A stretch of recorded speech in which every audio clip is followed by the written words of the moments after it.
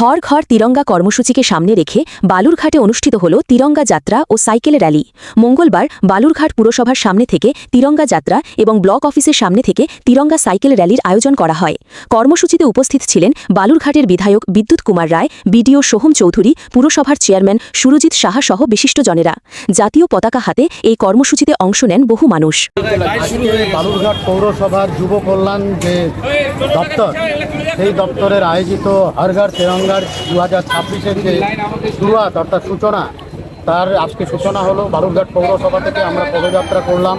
এর মূল উদ্দেশ্য দেশপ্রেমকে উদ্বুদ্ধ করা আমাদের নাগরিকদের, এবং জাতীয়তাবাদ যে আমাদের সেটাকে উদ্বুদ্ধ করা, এবং এই তিরঙ্গা যে পতাকা আমাদের জাতীয় পতাকা, সেই পতাকার যে ঐতিহ্য, সেই ঐতিহ্যকে স্মরণ করে আজকে এই হর ঘর তিরঙ্গা, এবং আমাদের নির্দেশ আছে প্রত্যেকটা বাড়িতে পতাকা উত্তোলন করতে হবে। এবং আমি অনুরোধ করব পৌরসভার আধিকারিক এবং এই যুব কল্যাণ দপ্তরের আধিকারিক সবাই তারা যেন প্রত্যেক নাগরিককে এই পতাকা পৌঁছে দেন, যাতে প্রত্যেক নাগরিক তার বাড়িতে এই তিরঙ্গা পতাকা, ভারতের জাতীয় পতাকা উত্তোলন করে।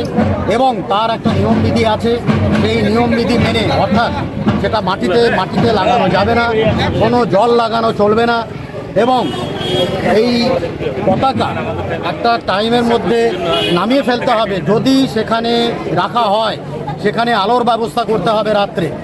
সুতরাং এই বিধি মেনে আমাদের যে জাতীয় পতাকা, তার প্রতি মর্যাদা রেখে প্রত্যেক নাগরিককে আমি অনুরোধ করব, আমার ক্ষেত্রে তারা যেন তাদের বাড়িতে পতাকা উত্তোলন করেন।